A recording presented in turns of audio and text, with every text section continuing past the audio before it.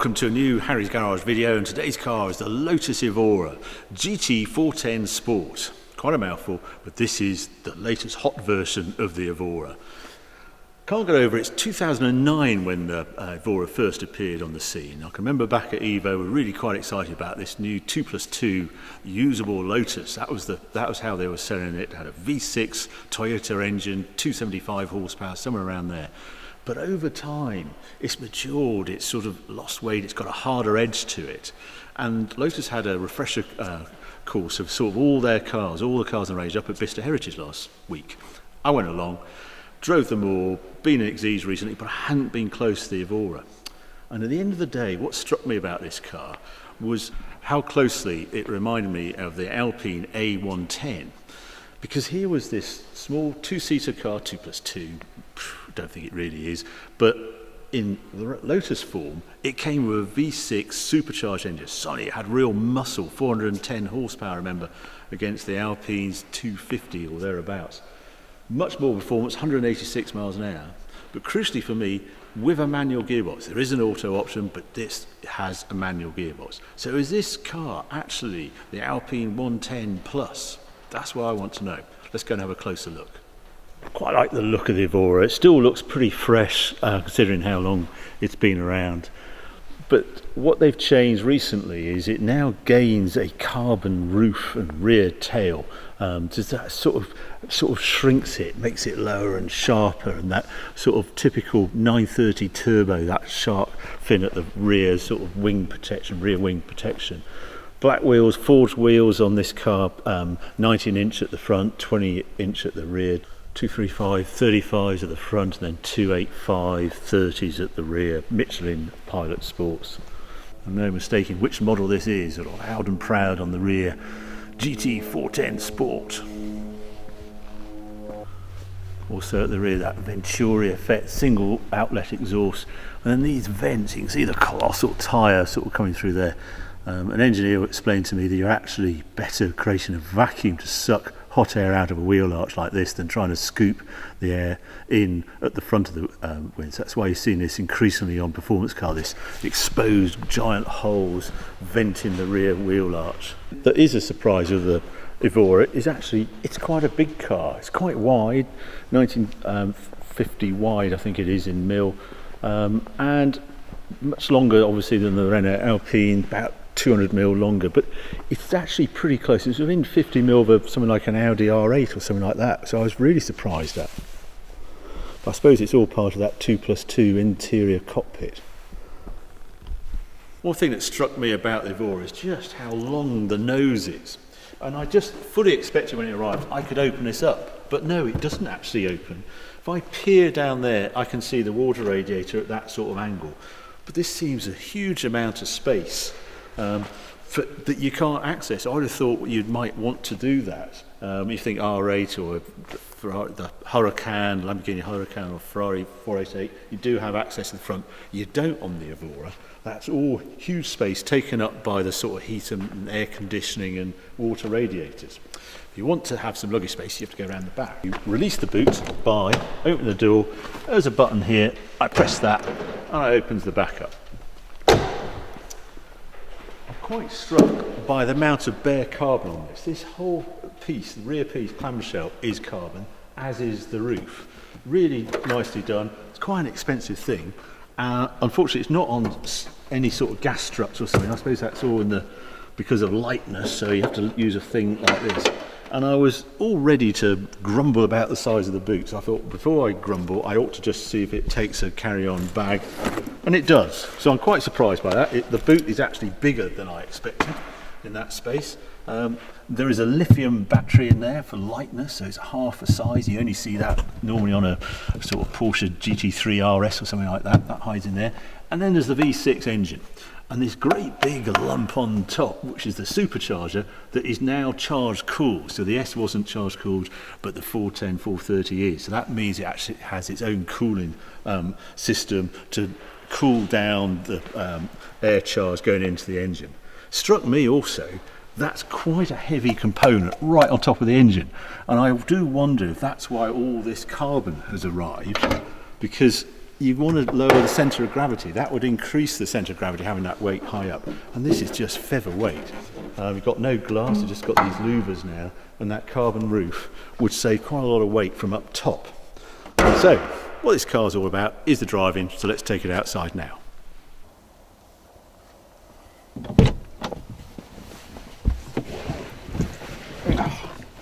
Right. Actually, I'm going to do that again, because one of the things on the Evora, when it first came out, it was tricky to get in and out of, but they've done a lot of work on the sill, below the sill, and scalped out of that. Now I'm 6'2", and I can actually get in and out of this quite easily, as you can see. So much easier than it used to be. Still get an old style key, quite like these, a bit like BMWs. You get a sort of the bit button in the middle to press, that goes in there, and away it goes. Sometimes you have to go around the immobiliser, I'm expecting it that time. Now, all quite a lot of adjustments in here. If I get hold of the wheel, I can go up and down and do all sorts of things with that. I like it about there. You think the seats are Sparco seats. They're really quite nice seats actually. Backrest adjustable, manual forwards and backwards. And if I put it right back, I can barely reach, I can't reach the pedals, I'm too far away. So there's quite a lot of space in here. That's the good news. Because, yeah, I haven't mentioned the price of this car. It's 85,000 as near as damn it, list price on this. Which is quite a lot, and it's come up a fair way. It came out in 47,000-ish, but a lot of things are extra. Now they're sort of standard fit. But it's fighting with the big boys up at 85,000, and there's some things that sort of let it down. Some of the extras on here, well, air conditioning is actually extra, believe it or not. And the controls are old school turn dial thing. I mean, the fan, I quite liked it, it's got millions of positions, but I don't know, I just expect a more modern system to control the air conditioning than that really.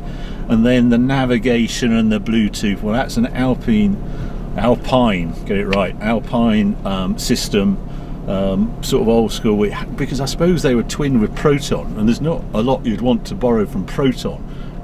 Maybe now we're in Geely and they'll have access to Volvo or Polestar. It'd be interesting in how it develops. Dash, it's sort of old school with the two dials, little windows either side. Quite like that I've got tyre pressures on that side, and the trip, petrol, fuel tank, 55 litre tank, that size telling me it's 23 degrees and this car's done 3,389 miles. And then there's a very peculiar speedo, just a digital speedo right in the middle of the dials, but it's dimmed down, and if you wear sunglasses or anything, it goes invisible. I mean, you might as well not bother. And then there is just nowhere to put anything. There's no armrest this way, there's no pockets. If you've got a mobile, you just end up putting on the seat because you just run out of ideas. A little slot here, there is a glove box here, tiny, but there's nothing on the centre console side thing. There is actually a cup holder, £110 extra. There's a cup holder back there and a 12 volt sort of charger there, but just stuff that should be better at this price point. Anyway, driving, let's get going. Funny, on the little row of buttons I've got up here, heated seats, which is nice to see, but then I've got a sport button that turns red when it's pressed.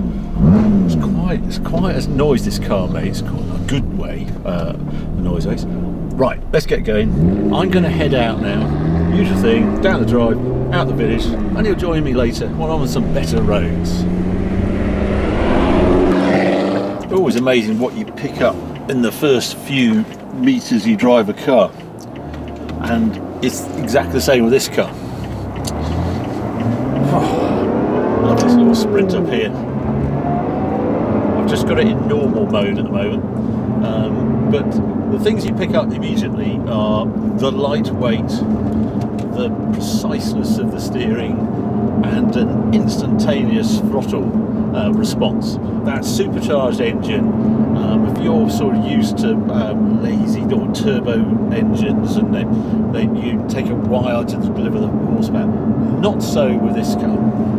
Instantaneous power, and it hits you straight away. Now this little bit of stretch of road has just had chippings put down, gravel put down, so this is peak road noise. So I'm hoping you can hear me. Just been done. I'm intrigued myself just how noisy it is down here. It is reasonably noisy, but I would expect that from Lotus, because this is pared to the bone. They've taken sound deadening out. They like the stiffer bushes for response, wishbones onto chassis sort of thing, and they've got obviously the Michelin Pilot Sport tyres, so that is a more aggressive tyre as well. So just gives you an idea of how much noise are inside this cabin. What there isn't though are any squeaks or rattles. It's absolutely silent, and I was really surprised how silent the Exige and the Elise were as well. Squeaks and rattles, none. Oh, and here we are. Now we're on normal tarmac, so that initial noise is gone. The other thing, gearbox. I mean, it's only probably a cable change, but what a nice change it is. Very precise, conventional pattern, 6-speed gearbox. Easy to flick around though. And off you go. Yeah, looking forward to doing a bit more adventurous roads in a moment. One thing I was keen to do with this car is to weigh it.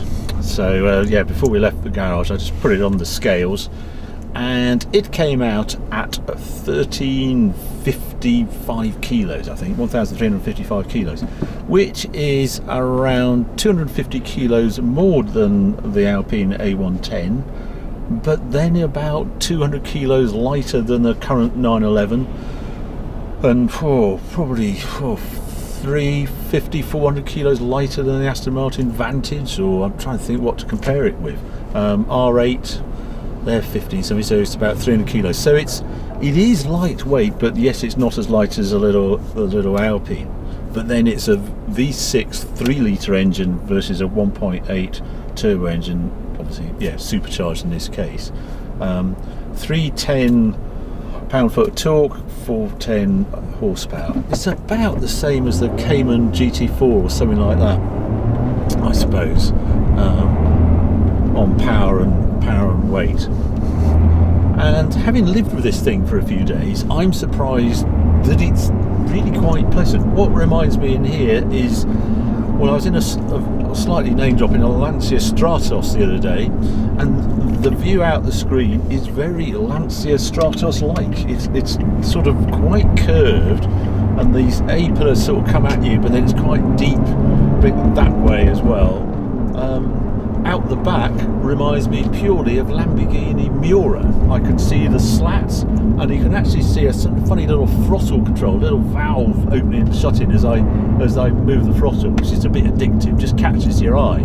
So that's nice. Electric mirrors. I'm surprised there's sort of no armrest or anything in the door, but it all falls to hand. It's got cruise control, another extra, I think it's £300 or something like that. Really good air conditioning. We've had a bit of a heat wave recently, last few days. Dealt with that no problem at all. Really very good air conditioning. A nice little plaque over there, Carl Knights. It says hand built in England by Carl Knights, this car, which is a nice sort of touch.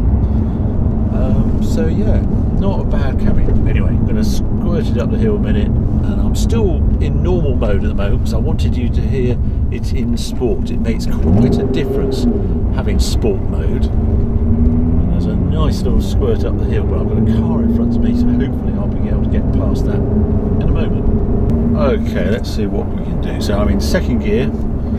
I'm at 1,000 RPM. I'm doing about, what am I doing, 15 miles an hour, and it's going to be full noise in sport. Here we go. Off it goes. 4,000, 5,000, 6,000. That's a nice noise, isn't it? That's a proper V6 howl. I haven't heard an engine sound like that since, well, good old Alpha days. It's a beautiful howl. I'm going to have to do that again, you know. Oh, here we go, 3,000, 4,000, 5,000, 6,000. Yeah, that bit is better than Alpine, without a shadow of doubt. The noise it makes is ace, and there's a decent amount of push. 4 seconds is the claim 0 to 60. I'm amazed no one has actually figured this car. I was looking in Autocar, last time they looked at an Evora, it was 2011. Couldn't see anything in Evo either. But I saw there has been a test on a 400 horse Evora, and that was 9s to 100. I would say this would dip under 9 seconds. I'd say about 8.6 or something like that to 100. So that's proper quick. Let's go and see what it's like down here. That was nice. Oh, I can't get over that noise. That's what you want a V6 to sound like. There's no harshness, no nothing, then plenty of go. Yeah, I'm liking this. Yeah, it's a really testing corner here. First of all, there's a big compression here. Let's have a look what this does. No, typical Lotus, just went straight over it. Didn't test the bump stops at all. And then there's a right and left here. Loads things up. Oh, that's fast round there. Oh. Unflappable.